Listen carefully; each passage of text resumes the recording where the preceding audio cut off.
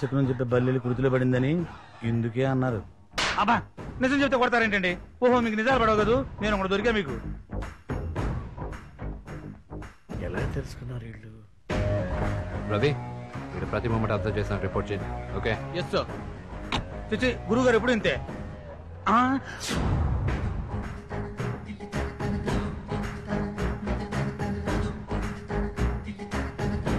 ఇది ఎలా జరిగింది?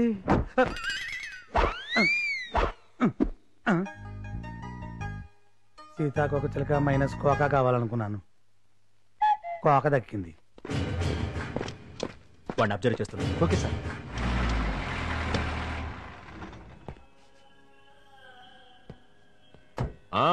Siddharth come come. నమస్కారం. How are you sir? Oh fine.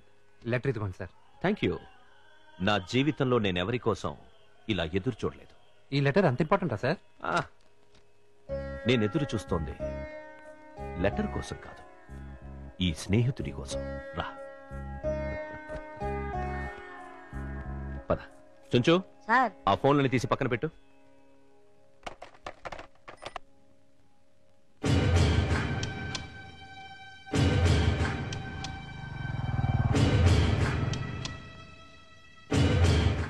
నా స్నేహితుడే వచ్చాడనుకున్నాను, కానీ ఆ స్నేహితుడు కొండంత ఆనందాన్ని తెచ్చాడు. ఏం సార్ అది? నువ్విచ్చిన నా ఓల్డ్ క్యాసెట్ ఇప్పుడు 10 లక్షల కాపీలు వేయిస్తున్నానని శ్రీకాంత్ రాశాడు. ఇదంతా నీ వల్లే.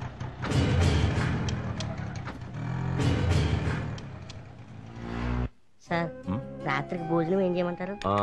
రామేశ్వరంలో చేపలు చాలా famous. No thank you sir, some other time. అదేంటి ఈ రోజు నా ఇంట్లో అతిథిగా ఉంటామనుకున్నానే? పని మీద వచ్చాను, కొంచెం అర్జెంట్గా వెళ్ళాలి.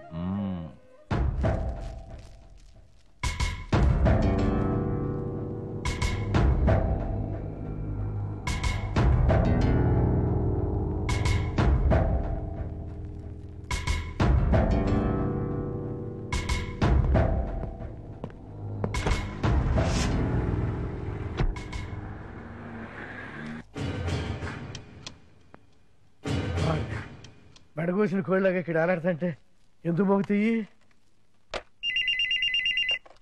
హలో, తీశారు గురుగారు, ఫోన్ తీశారు. ఎత్తింది నేనే, ఫోన్ పెట్టాయి. ఎవరు ఫోన్ తీయలేదని ఈయనే అక్కడికి వెళ్ళి ఫోన్ తీశాడా? ఈడు జాతకాలు చెప్తాడు. సార్ కేవీ గారు. ఏంటి మల్లయ్య? ఏంటండి ఇది? ఆ ఏరా సాగు సముద్రంతో పారేసినట్టు నన్ను కూడా మిర్చి బస్తాల మధ్య కుమ్ముదాం అనుకుంటున్నారా? ఏంటలా వెటకారంగా మాట్లాడుతున్నావు? వెటకారం కాదండి, ఒళ్ళంతా కారం పూసుకున్నట్టు ఉంది. ఏమైంది? భోగి తర్వాత సంక్రాంతి వచ్చింది. ఆ ఏసీపీ గారిని నా మీదకి దోసి కింద మంట పెట్టించారు. మీరేమో ఆడితో పండగ చేసుకుని మర్యాద ఇచ్చి బయటికి పంపుతున్నారు. ఏంటండి ఇదంతా? ఏసీపీ ఎవరు?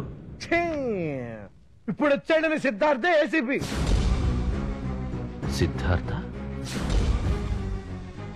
ఏసీపీనా? సిద్ధార్థే ఒకటోసారి ఏసీపీ, రెండోసారి ఏసీపీ, మూడోసారి ఏసీపీ. నా అభిమానినని నా పాత రికార్డ్ చేతిలో పెట్టి నా లైఫ్ లోకి ఎంటర్ అయ్యింది నా అసలు రికార్డ్ తెలుసుకోవడానికేనా? తెలుసుకుని మీ చరిత్ర నా చరిత్ర పుస్తకాల కింద వచ్చేసి మార్కెట్ లో అమ్ముకుంటారనుకుంటున్నారా? ఇద్దరిని తీసాడు బొక్కలో పెడతాండి బాబు. మీరప్పుడు జైల్లో కూర్చుని సఫలమైన సంగీతం వాయించుకోవాల్సిందే. చూడండి అయ్యా, ముద్రష్ట డబ్బు కోసం మీతో చేతులు కలిపా, ఇద్దరం పంచుకున్నాం. ఇప్పుడు డేంజర్ 440 volts లాగా ఆ ఏసీపీ గారి మధ్యలో వచ్చాడు. నాకు ఈ వ్యాపారం వద్దు, మీకు నాకు రామ్ రామ్. మల్లయ్య, ఈ కేకలు నా మీద కాదు, వాడి మీద అయ్యింది.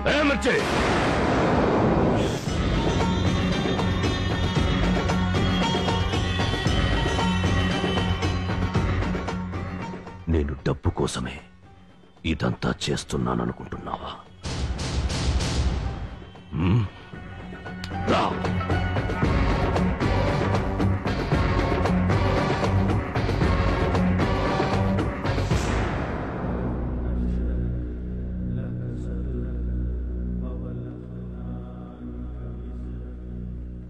ఇది సమాధి కాదు,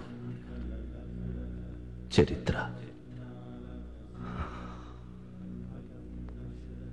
మా అమ్మ హిందూ, మా నాన్న ముస్లిం.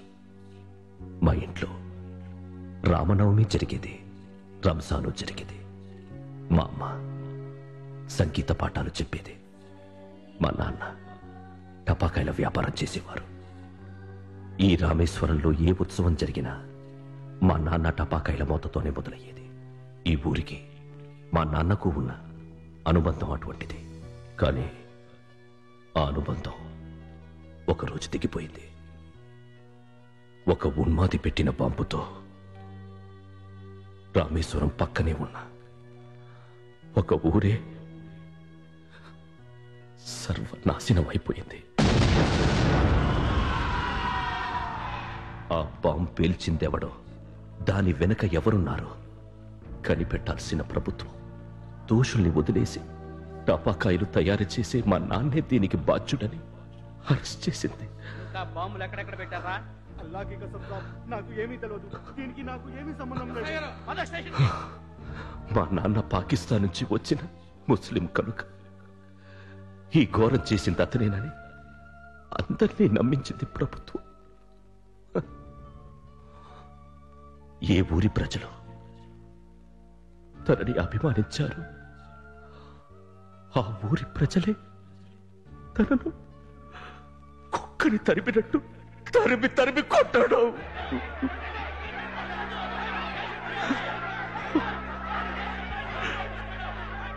మా నాన్న తట్టుకోలేకపోయాడు.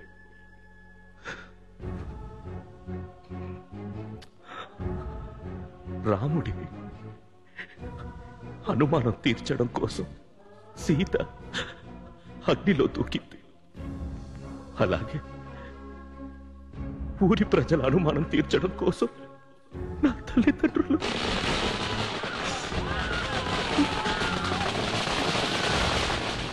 ఊడిపోయారు.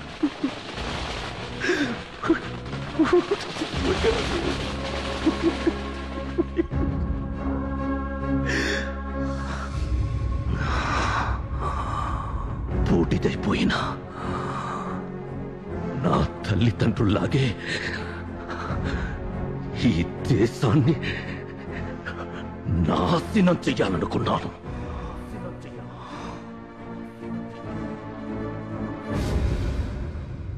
నా తల్లిదండ్రుల చావు నా కనుక్షణం గుర్తుకు రావాలని ఈ చితాభస్మాన్ని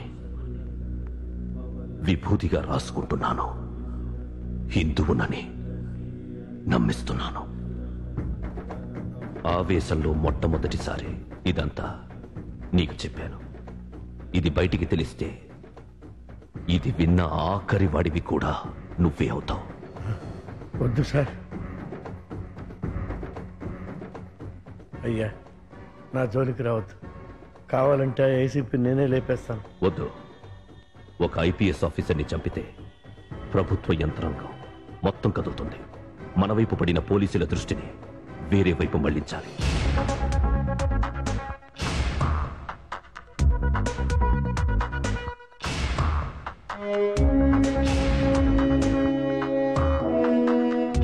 వీడి పేరు బుల్లెట్ భాష.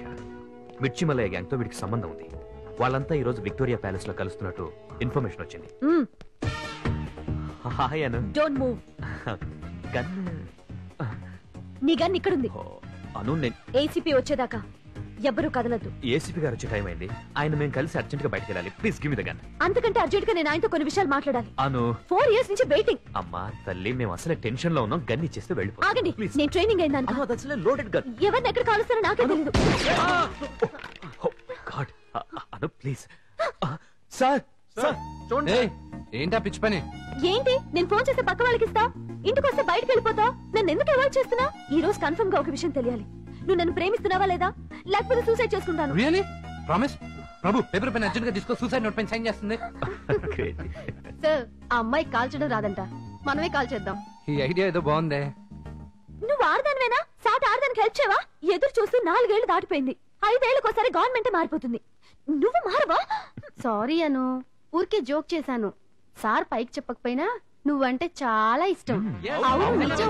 నువ్వంటే చాలా ఇష్టం. నేను ఇష్టమైతే ఎందుకు ఏడిపిస్తున్నాడు? ఎవరిని ఎక్కువ ఏడిపిస్తారు? ఎవరిని? ఇష్టం ఉన్న వాళ్ళనే కదా.